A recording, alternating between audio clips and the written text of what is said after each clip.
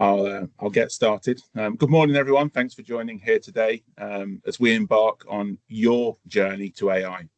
I'm Sam Walsh, and I'm the head of AI at Central Technology, and I'm joined here today by my colleagues Mike Owen and Craig Denham. Today, we really want to drill into the core functions of any business and how you translate that to meaningful business value and recognizing the full return on investment of AI.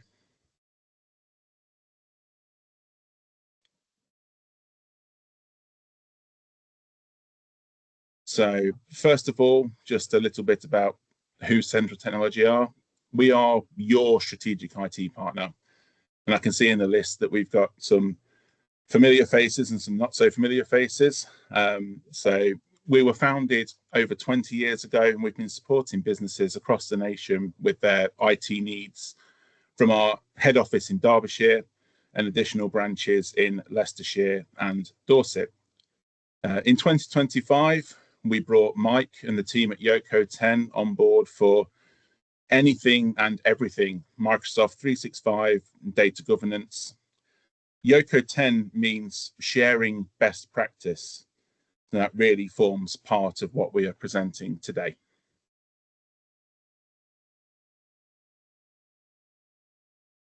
And that leads us nicely into the agenda. Today is the journey to AI. It's not a race to deploy tools. Most organizations assume that AI starts with the tech, but in reality, the companies that get the real value follow a much more deliberate path. There's a section at the end for any questions. If you can please hold them until then, or pop them in the Q&A box. And with that, I'll hand you over to Mike. Okay, thanks, Sam. Right, so my section is going to be all around the kind of the foundations, the security and the governance. But I think before we actually start talking about Copilot, the business deployments, the processes that it can help, we kind of need to pause a little bit on why data security and the foundations matter so much with any AI rollout. We've got to remember that Copilot doesn't actually bring its own data. It just works off what's already in your tenant. So whatever shape your SharePoint, your OneDrive, your Teams or email are in, that's the world that Copilot is going to start grounding its responses in from day one. So the challenge is that AI really kind of amplifies whatever is underneath it. So if we've got permissions sort of really tight and we've got security labeling in place and we've looked at our oversharing and we've cleaned all of that up, Copilot can really become a productivity engine for your business. However, if there's permission sprawl and we've got anonymous sharing links, we've got sensitive documents that are sitting in people's OneDrive, Copilot's going to surface all of that. And it's often to people who really shouldn't see it, and also at a speed and a scale that we could never sort of achieve sort of by ourselves. So we need to start looking at what are our foundations. So why we say we really need to have those strong sort of foundations in place is because we're protecting these kind of three core things. We need to protect your data. Data is the heart of your business. It's your intellectual property, your client information, the standard operating procedures and processes that really make your business tick. And if any of that were to be leaked, that can mean a loss of competitive edge, and maybe a loss of revenue, a loss of clients. We also have to look at it from a compliance lens. So we've got frameworks like GDPR and ISO 27001, all of which expect you to know where your data is and who can access it and how it's protected. The second kind of reason really is around the reputation side of things. I mean, think about the reputational damage that data that is leaked can cause. Years ago, we used to have, there was a kind of flurry of sort of things that have been printed out and left in taxes. Well, if we don't want oversharing in the modern world, we've really got to kind of look after our foundations, and protecting the reputation is linked to that. Internally, the first time that Copilot really surfaces information that's a bit embarrassing within a meeting, well then trust in the product evaporates rather quickly. We also want to look after your investment. To get to our journey to AI, where Copilot really becomes our kind of productivity engine, there's going to be a lot of investment involved. We might have to do some tidy up. But if users lose confidence early, well, then the adoption stalls. And the spend that we've incurred, whether it's the cleanup or whether it's the license spend, well, that really doesn't deliver the value that we're expecting anymore. So layering AI on top of an environment that where we have those risks, it just makes Copilot sort of it isn't going to deliver against our sort of our business objectives. We're just going to end up finding information that we shouldn't sort of find within our tenant. So the good news is that none of this is about slowing that rollout down necessarily. It's more about kind of sequencing that rollout. Let's look at getting the identity part correct. Look at access, sharing, sensitivity labeling. Make sure all of those are in a good place first, and then we can start to accelerate Copilot within the business safely. If we skip some of these steps, well, now you're effectively giving every user a very fast assistant that's kind of got the keys to every cupboard in the building. So I think the message is quite simple, really. It's like the foundations must come first, because AI doesn't fix a messy environment. It basically exposes it. If we get those basics right, then Copilot really does become a kind of a trusted ally rather than a bit of a liability. So how can we go about this? If we're not going to lock everything down, we really do need to sort of put some effort into a bit of a review of how we use our environment. Now, hosting data within the cloud obviously provides a lot of benefits, but all too often we see tenants that are kind of taken out of the box as Microsoft provide it to you.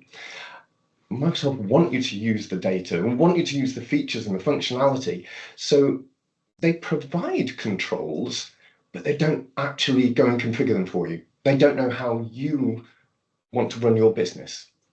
So we have to go back and look at things like data sharing.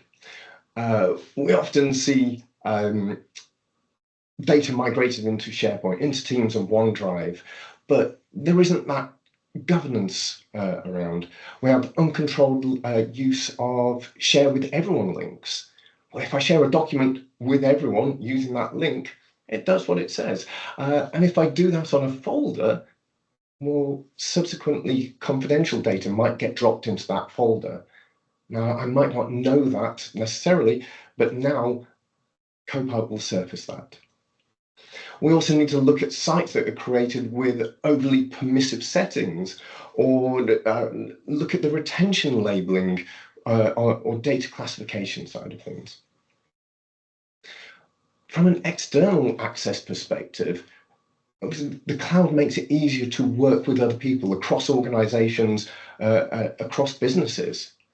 But we do need to be careful around how we configure that. Do we always want to share files with anonymous links? Absolutely not. Because if I do that, the person with the anonymous link can gain access to my data, and I don't know who they are. It's anonymous. We've then also got this idea of permission sprawl, which is a bit linked to the external access side of things, but it's kind of like a silent killer for a Copilot rollout, because if you migrate data straight in without having some kind of permissions review, when you're doing that migration, or a permissions review on a regular basis, well, over years, we have permissions against SharePoint sites or libraries or channels within Teams. And then we have those one-off permissions. Oh, can you just give access to this person here? Or can you just have them as an owner on this, please, because they can't do what they need to do? Well, now we haven't got a clear picture of who should actually be seeing what. And Copilot will look at those effective permissions and be able to surface it very, very quickly. So if someone's technically got access to a HR folder, well, anything that goes into that folder is going to be accessible to Copilot, and it will happily summarize it with a fairly innocent question like, oh, what's happening sort of this quarter? Well, if we've got reshaping our business in some way, that's going to come out in the results. And lastly, we've got this identity and access side of things. So the identity is the front door for everything in Microsoft 365, and in particular with Copilot. So if our accounts, our groups, the sign-in controls that we implement are a bit messy, well, Copilot's going to inherit all of that. And any of those overprivileged accounts, they just become a bigger problem kind of at AI speed instead. So we often see those kind of stale accounts for leavers that are still active. Maybe we've got overly shared mailboxes, MFA gaps, or global admin being handed out sort of to too many people, things like that. So the answer to all of these is effectively kind of reviewing how you use your environment, going back and reviewing the permissions, reviewing your MFA, reviewing conditional access, things like that. It's not a really glamorous thing, but it's a necessity that we have to go through.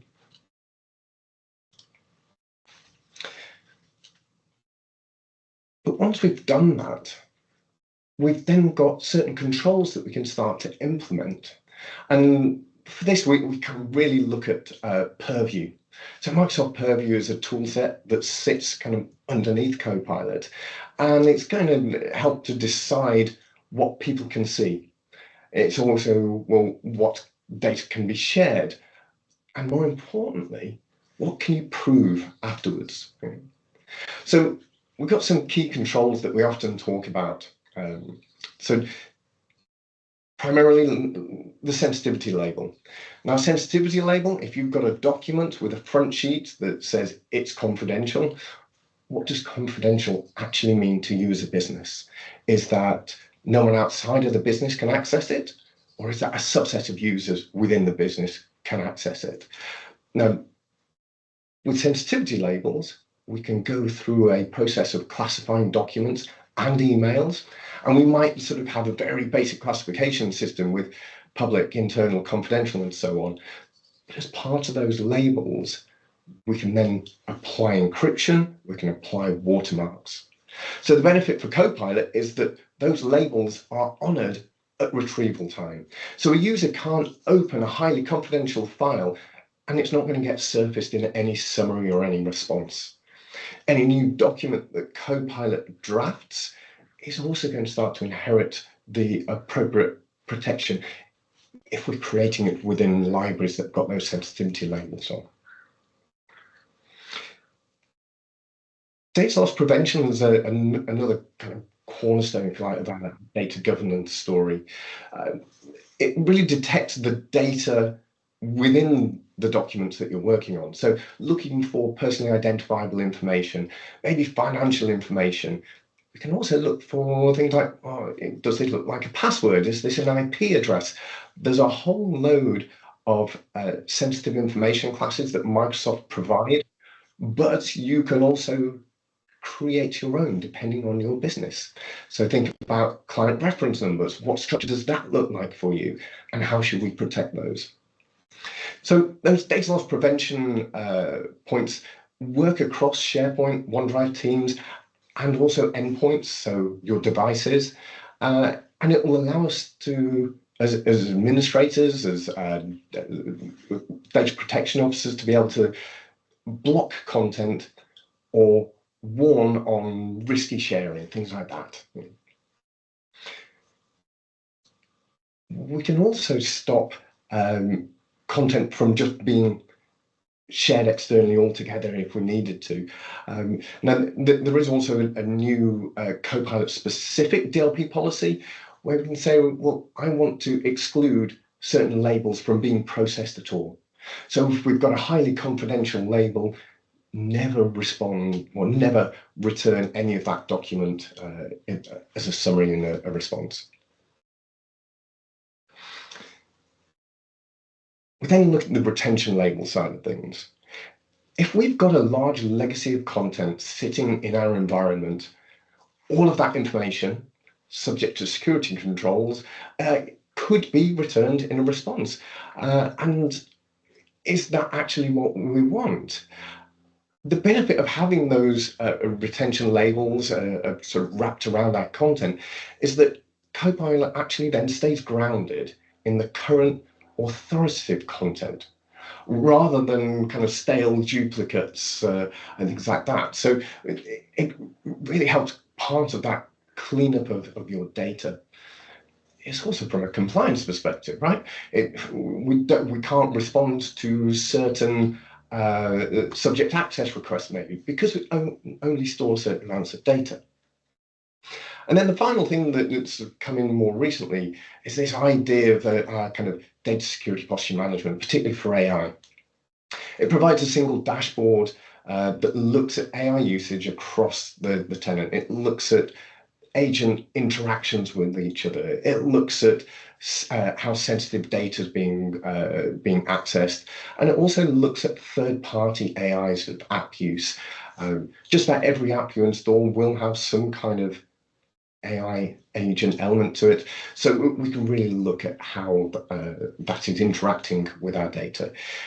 To use our kind of Microsoft marketing language, it's a single pane of glass to monitor your adoption, to kind of spot policy gaps, or to kind of tune up any of the controls based on actual usage within your environment. So the governance side of things often gets a bit of a bad reputation.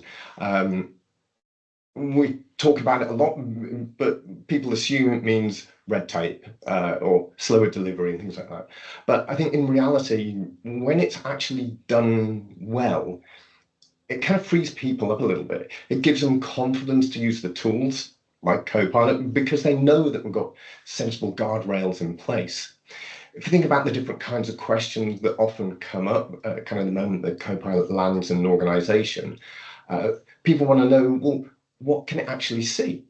Can it pull information from my confidential HR folder, or can it surface the board pack that someone accidentally shared a bit too widely last year?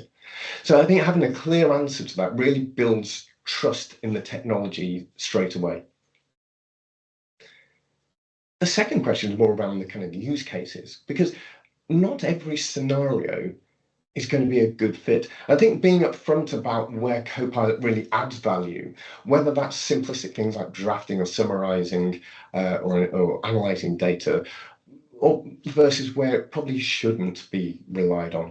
We often talk about processes with using AI and having that kind of human in the loop all the time. We don't want it making automatic decisions all of the time. There are certain cases where it's going to help us and cases where it would hinder that. And then finally, I think we've got that kind of audit sort of side of things. If something goes wrong or your compliance team comes knocking, you need to be able to show how Copilot is being used, who's using it, what are the controls in place.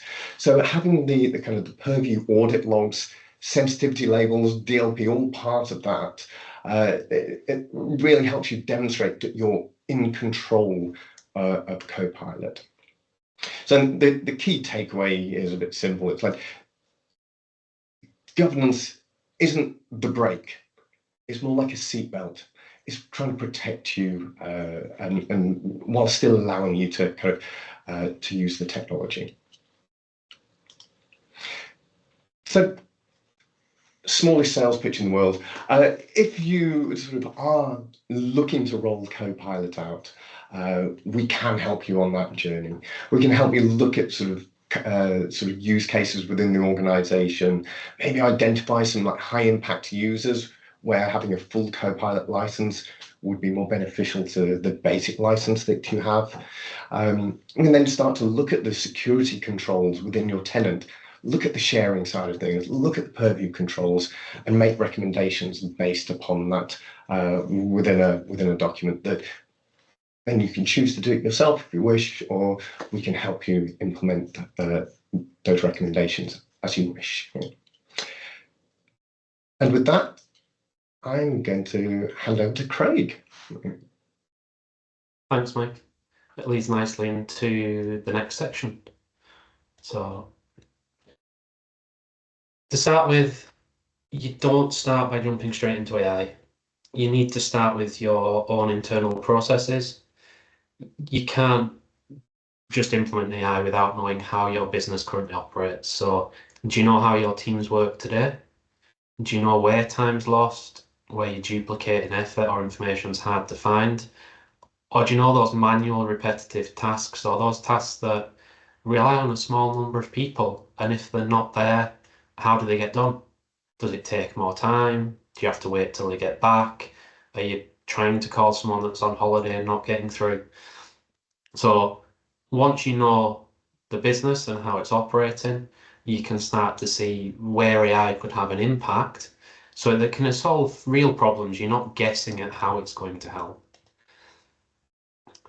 Some of the key things to understand around this is, if you're trying to put AI on a broken process, you're just going to make that worse. An unclear process means an unclear outcome. You're not going to get the results you expect, which means you're going to damage the trust in AI. You're going to grow those efficiencies that are already embedded within your organization, and you're going to increase your costs without getting any value back. You're not getting the return on the investment that you're looking for. And once that happens, the next time you try to implement something with AI, with automation, people are going to be very skeptical. You're not going to get the buy-in you want to actually get the results out of it. So there's a little bit of a formula you can use to understand what impact it's going to have on your business. And this helps shift the conversation internally from being something that's interesting and a buzzword to something you can actually measure and get a tangible output from. So how much time is being spent on that task? How many people are involved, and how often are you doing it? If you can work out a basic formula around that for the tasks you're trying to introduce AI to help with, or automation, then you can work out. So the example there is, if that task takes 10 users 5 hours a week, you're saving 50 hours. What can you put that time into? What else can you develop? Can you increase fundraising if you're a charity? Can you put it into the development of a different process? And that's where you're turning your AI into a return on investment. A lot of times it fails because it doesn't deliver the value, or that value isn't clearly shown to the right people. So it's not just IT knowing, we've done this, great, it's had this impact. Who are you telling about that? Who are you sharing that win with and making them go, actually, yeah, that works. If it's helping here, can it help somewhere else? And that link to outputs isn't necessarily just monetary value and saving. It could be productivity improvements, freeing time up for something else, helping build a scalable model to bring more business in, complete more work in the same amount of time, or help grow the business overall. And part of this is about prioritizing the right opportunities. So look at those high frequency tasks. Which ones are you doing daily, weekly, that you can take some of that pain away? Where's the bottlenecks? So where is the handoffs or approvals or communication gaps between different teams that you can maybe ease? So if you're always passing information from kind of a marketing to a fundraising team or marketing to finance, that sort of thing, or production to finance, is there a way you can automate that process and remove some of the manual effort in the middle? And then it's reporting on that and getting the knowledge access. So how's it helping?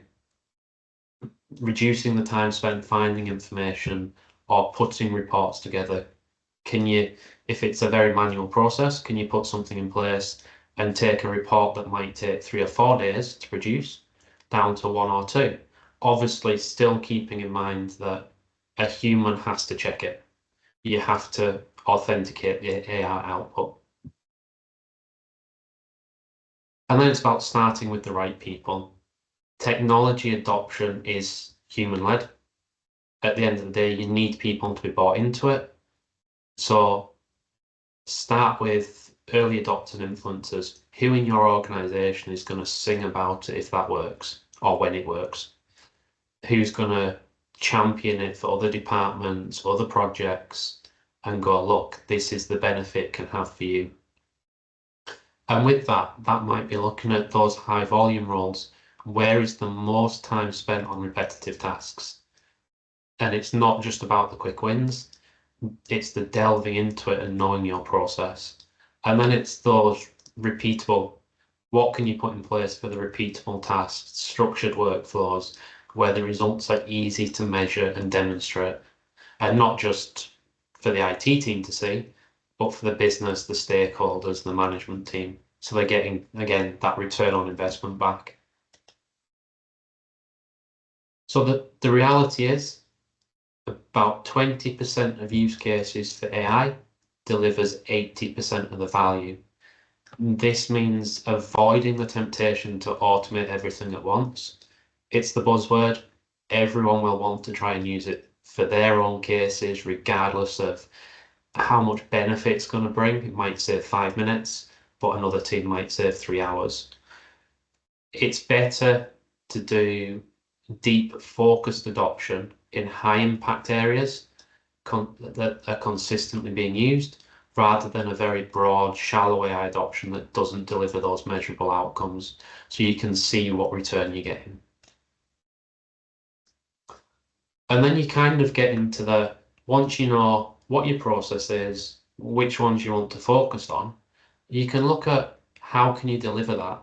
Can you buy an existing tool such as Copilot that can help with that, with the benefits of it's fast to deploy, it's proven and supported. If the guardrails are in place, like Mike was talking about, it's quite easy to layer that on top of your existing systems. And it does have a broad range of use cases. It can interact with other systems. You can pull in Power Automate, Power BI and things as well to help with the automation side. Or is it slightly more unique? Are you trying to do something a bit more proprietary? Do you need to build something to do that that's going to give you a competitive differentiation to other companies working in the same sort of field? And that's where off the shelf doesn't necessarily fit.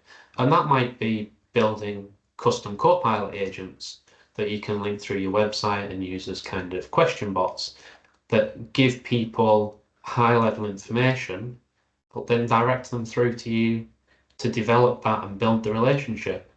Or it might be you want to link different systems internally that need API integrations, and you want to pull all of that together. So there's 2 distinct models you can go for, but you need to know what you're trying to improve, your processes, and which ones you're going to target those, avoiding the quick wins and the deep, meaningful impact ones for your organization. So it's about creating momentum. Start small, prove it, and then scale it. So focus on 1 to 2 high impact use cases with influences in the company that will help push it once it's there and working. Measure your outcomes, measure them early as well, and sing about them.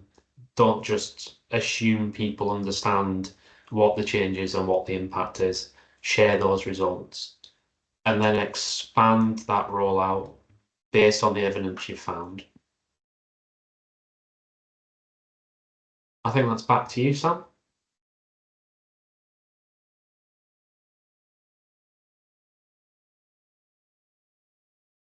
Thanks very much. So just pop through into here. So I think the next kind of piece to come on to is, before we start talking about applying AI, and following on very clearly from Mike and from Craig, it's worth being precise about what AI is.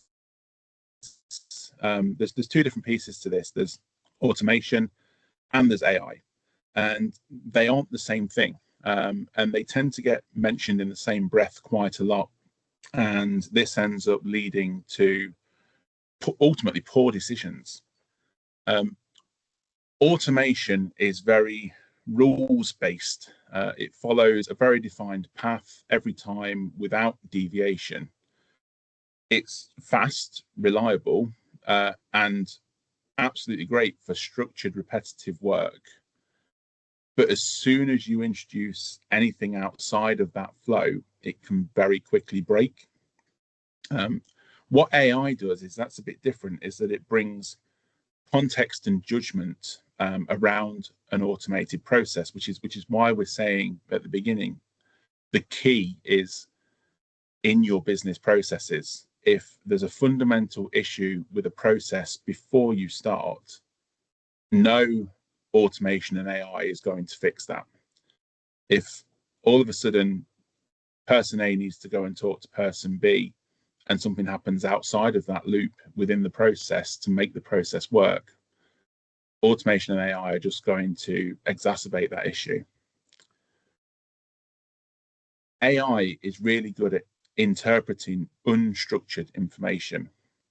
So it can really help to support the decisions within an automation flow rather than just executing basic tasks. I think kind of the most successful organizations that we've worked with, they don't choose between the two. They use both deliberately and in the right way, knowing which tool fits which job. And that's really key to getting the best value out of any AI system.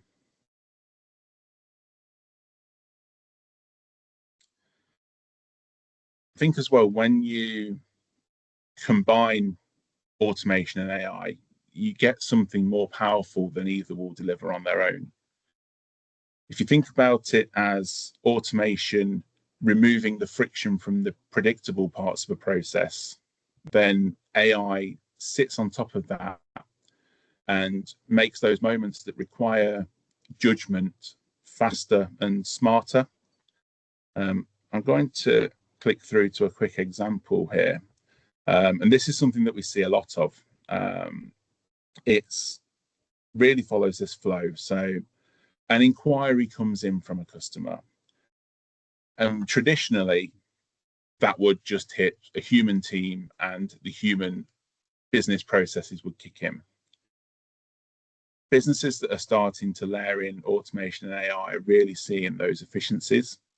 So what happens now is that automation can take that and route it instantly to the right team, and takes away any of that manual triage of the inquiry coming in. What AI can then do is then pull together any relevant history. It can draft a response. It can flag if the issue has urgency around it. And then at this stage, there's still the need for the human in the loop, as we said earlier, to pick this then up and run with it. But what they're picking it up with is the extra context that's been provided to them far faster than they could have ever done manually. I think what's important to say is that neither tool achieves that on their own, but together they transform the experience of both the team and the customer. It's kind of saying that the combination is greater than the sum of the parts.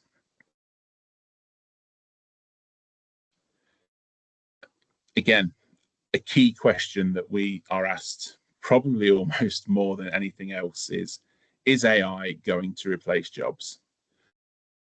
Our view and what we consistently see in practice is that AI is really an augmentation tool. It raises the ceiling on what people can do. It doesn't remove the need for them. A person using AI to draft a document is not being replaced by AI. They are producing a better first draft in a fraction of the time and spending their energy on refining and improving it rather than starting from a blank page.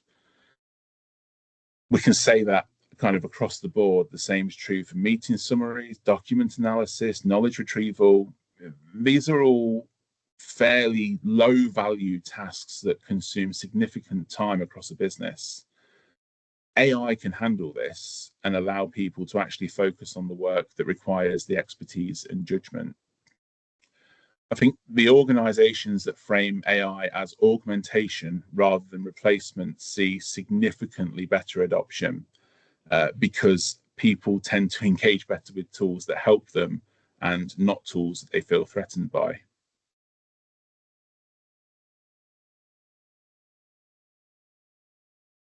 So something we talked about earlier about building models and quantifying the outputs, we need to talk about where we measure the outcomes of AI adoption, because if you're not measuring the value, then the investment will always feel like a cost, and it just becomes a line on the budget that's hard to defend, rather than showing you the return that justifies the next phase of investment.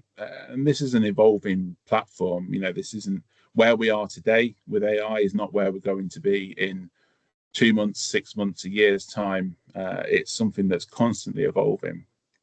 So the metrics that we're presenting are deliberately straightforward: time saved, effort reduced, and quality improved. None of these require anything complex to report on them, but they do require commitment to capturing benefits from the outset. So when you're looking at implementing this and you have implemented it and you can go back to a stakeholder and say, this team saved 50 hours a week, here is what they've done with that time. AI stops being a technology conversation and becomes a business efficiency conversation. And this is where key decisions are going to get made.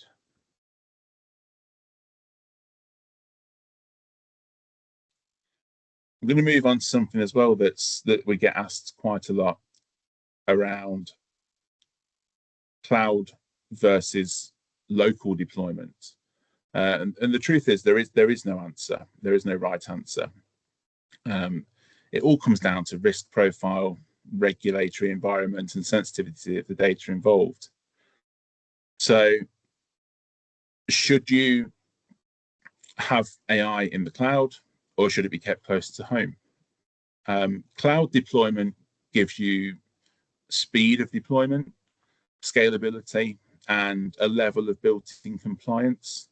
Especially, you know, looking at Copilot, if you've got the protections already in place, then you're just building a layer on top of that, and that's not just related to AI. That's good data hygiene.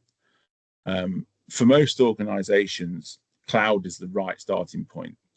You've got a very low maintenance overhead, updates are continuous, and compliance framework is relatively built in.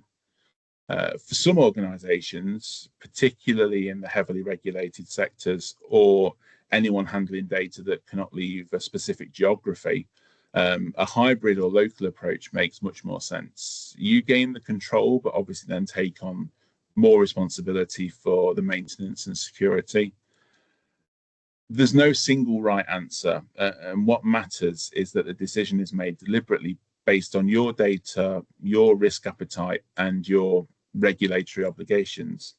It's not simply on what's easiest.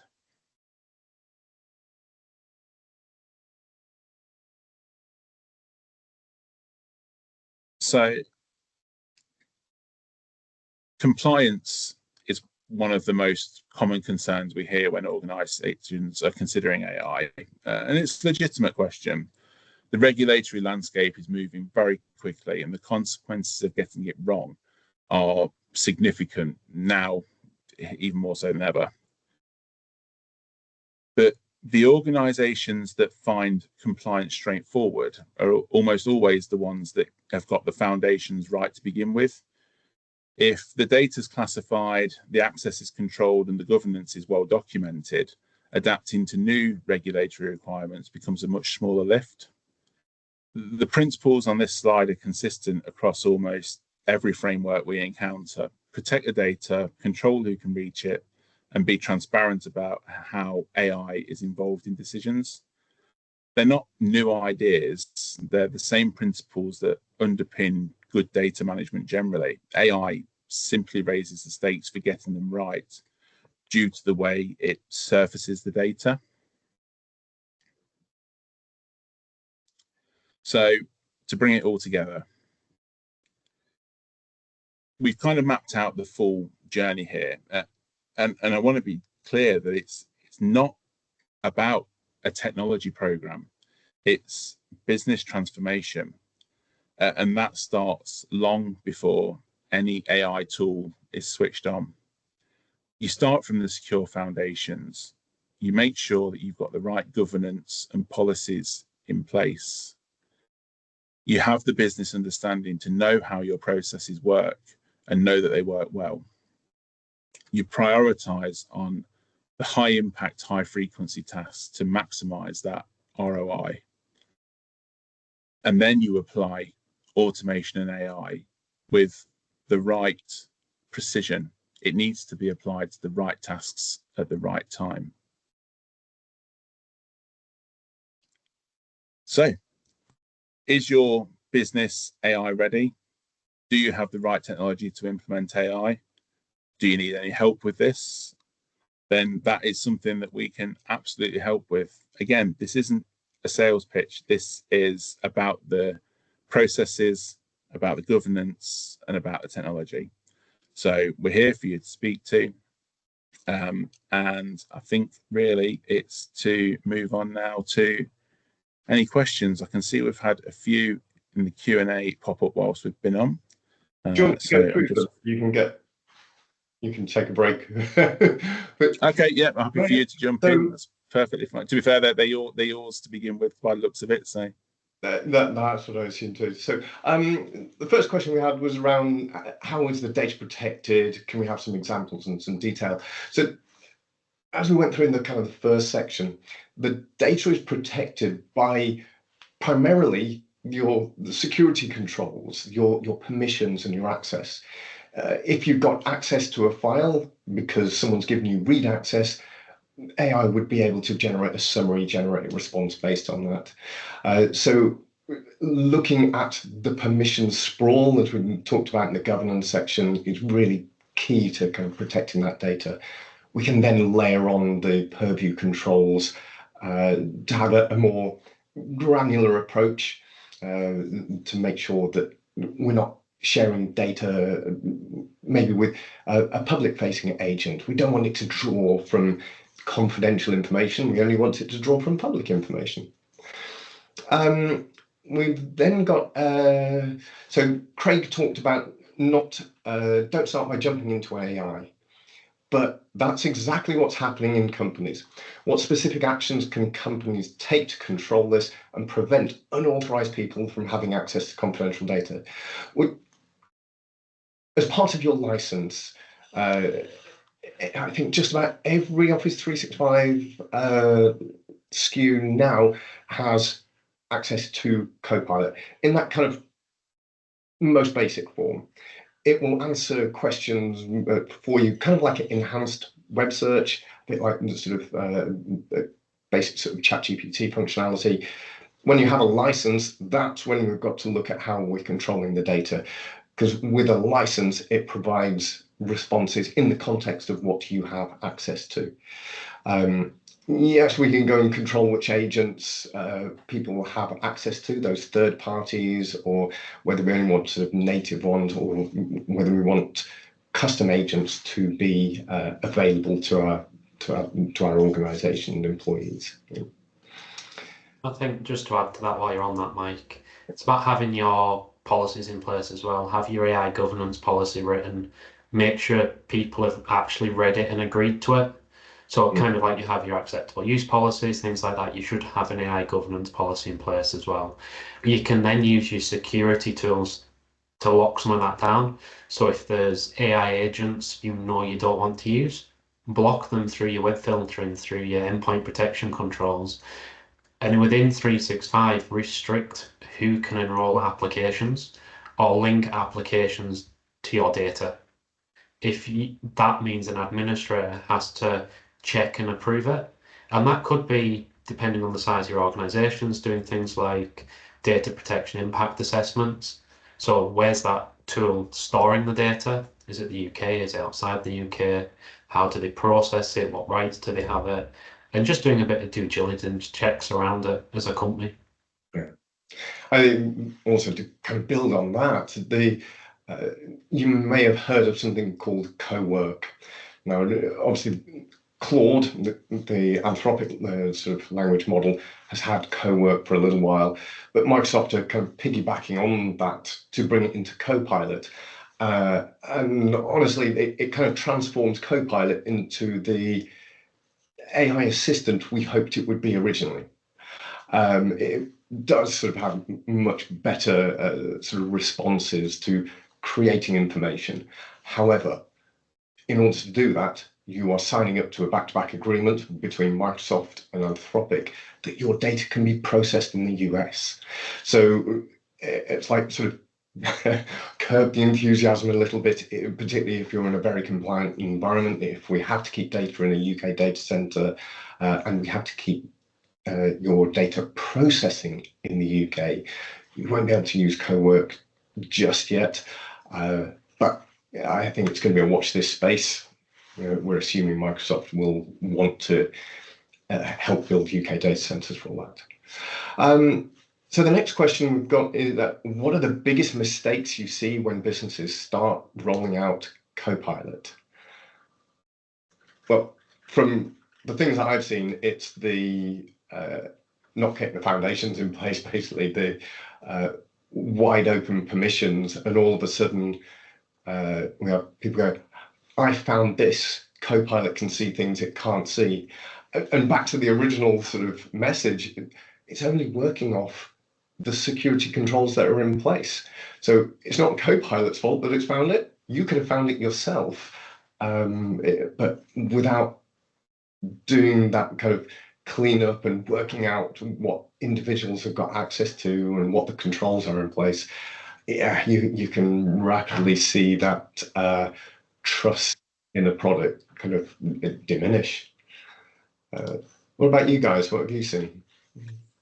I think to jump in there as well, I think one of the biggest things I've seen is just turn on Copilot, expect results. And it really doesn't work like that. I think the keys are starting, with a focus group, actually set out what you want to achieve by utilizing AI, and not just, like I say, turning it on and hoping for the best. Yeah. Okay. This is a question more around some of your content here, Sam. So fear of AI replacing jobs is significant and a barrier to adoption in some cases, perhaps. It is fair to say that AI is not the threat to jobs. Is it fair to say that AI is not the threat to jobs, but automation is? If AI augments rather than replaces, how would you describe automation to stakeholders and workforce?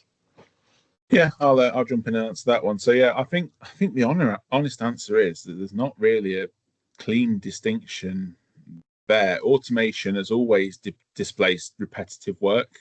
AI just extends that into knowledge work. It's why it feels more threatening. I think the more useful framing for this is that both AI and automation can eliminate work, but they don't have to. There's a leadership decision there, not a technology decision. Used well in business, automation handles the repetitive tasks that people don't want anyway. And AI supports judgment calls that genuinely need a human. I think the real risk there, to be fair, isn't that AI or automation takes my job. It's that someone else who knows how to use AI and automation does my job better than I can without it. And that way it kind of reframes it into a tangible way that someone can do something about it. They can start to embrace automation and technology, because to say automation is nothing new. It goes right back to the start of the production line, and it's not going to, automation isn't going to change, or shouldn't be, in a well-run, efficient business. There should be an element of automation already in place, which will only be driven by the adoption of this entire process. Yeah, I mean, I often sort of describe the journey, particularly around search and AI. If you go way back, I'm a child of the late 70s, so Encyclopedia Britannica on my parents' shelf. We used to have encyclopedia salesmen that would go around to sell knowledge to people that they could put on the shelf. But then Google came along. Well, Ask Jeeves and all that sort of beforehand, probably. So we didn't have encyclopedia salesmen anymore.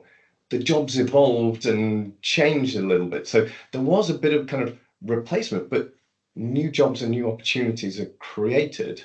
So now we have search engine optimization sort of people, and there's heaps of jobs built up around that instead.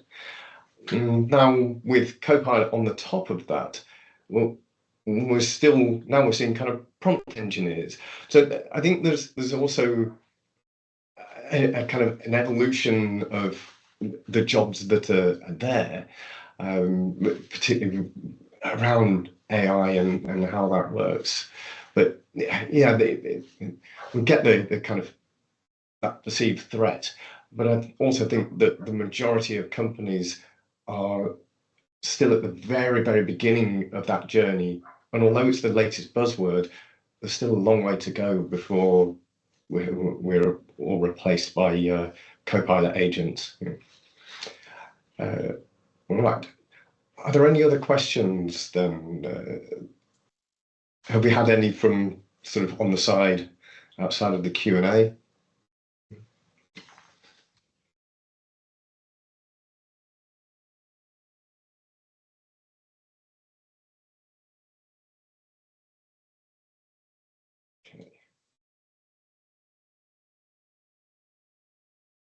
There's one I've had on a message. How do we know if Copilot is enough, or whether we need custom AI built for our specific processes? Okay.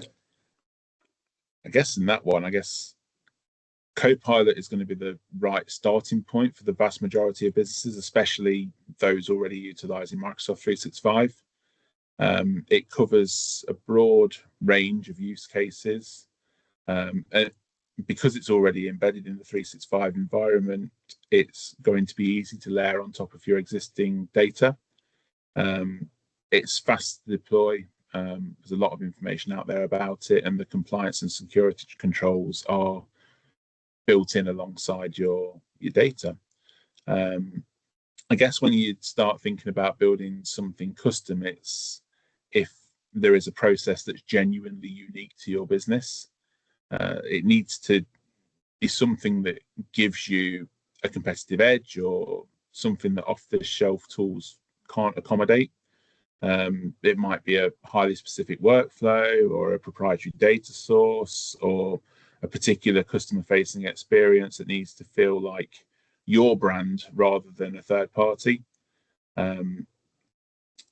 I think the practical advice is really use what exists first, get the value from it, and understand what the limitations are in your specific context, if there are any, and then expand into the custom builds based on evidence rather than assumptions.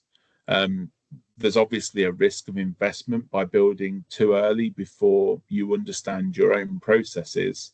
It can be quite an expensive mistake to make. Okay. Well, we haven't got any other questions in the chat, and I think we're just about on time here. So I think in terms of next steps, if you'd like to get in touch, we can start to sort of dive into the business outcomes that you want to achieve with AI, and sort of figure out where you are on that journey. Do we need to look at the foundations, or are we looking more at the process side of things, in order to sort of get your business in the right shape? But with that, thank you all very much for your time this morning. Really hope it was useful for you. We'll send the recording out. It'll be made available. Okay. With that, thank you very much. Thanks, everyone, and thanks to Mike and Craig for your time this morning. No problem. Thanks. Thanks.